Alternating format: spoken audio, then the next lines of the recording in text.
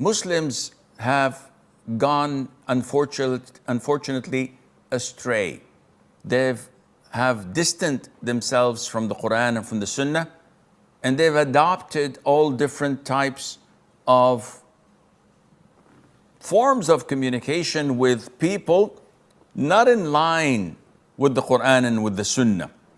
Some of them treat the non-Muslims as insects.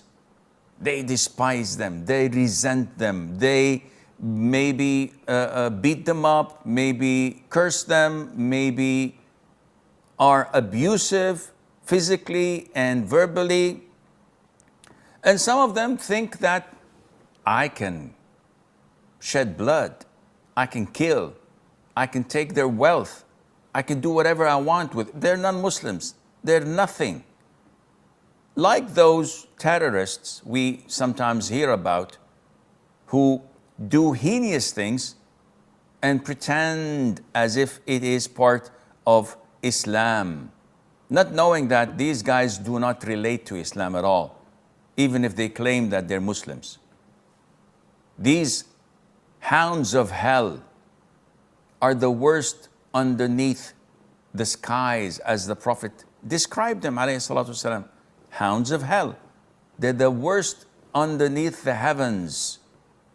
The Prophet said about those, alayhi salatu wasalam, whoever kills someone who has a covenant, someone who's on a treaty between the Muslims and the non-Muslims, he will not find the scent and the fragrance of Jannah, though the fragrance of Jannah can be detected 40 years journey away from Jannah. You can smell it though you are of a distance of 40 years of traveling to it, which means that they will not be even close to getting to Jannah.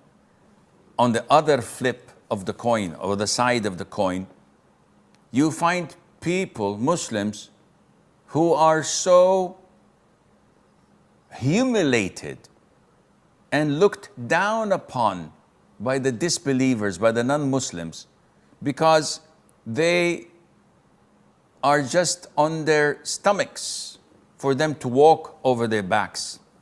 They imitate the disbelievers in everything. The way they speak, the way they dress, the way they celebrate. They even imitate them in their customs and traditions and feasts. So you see some Muslims putting a Christmas tree in his home and going around everywhere, Happy New Year, Happy Christmas. On Halloween, they trick and treat.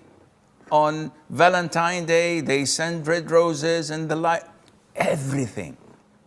And it fits them like a glove. And when we say, Akhi, you can't imitate and behave like the disbelievers, they're offended. What did I do? Said, they're not disbelievers. Don't say kafir. What should I say? You should say others. Call them any, but not kafirs. Allah Azza wa Jal called them in the Quran, in the beginning of Surah Al-Taghabun, kafir. It is He, the Almighty, who created you and made you into a kafir and a believer. That's what Allah Azza wa Jal says. So, excuse me, فَمِنْكُمْ كَافِرٌ وَمِنْكُمْ مُؤْمِنٌ. This is what Allah said. So you're telling me, no, they're not kafir? Then they have to be believers. No, they're not believers, then duh.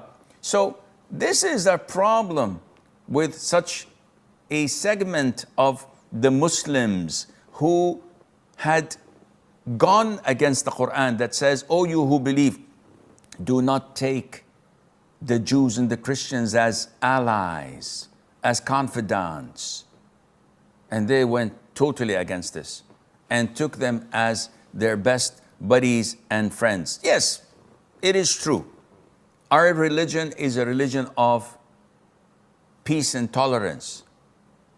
Allah says, whoever is kind to you, be kind to them. We have no problem with that.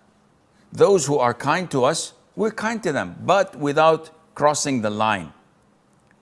We don't be kind to people who wage wars against us, who kill our brothers and sisters, who kick them out of their homes, who perform crystal clear genocides and say, oh, they are our brothers. They have difference of opinions. It's okay. No, it's not okay. And this is the line that we draw as Muslims to protect our identity and above all, to protect our religion.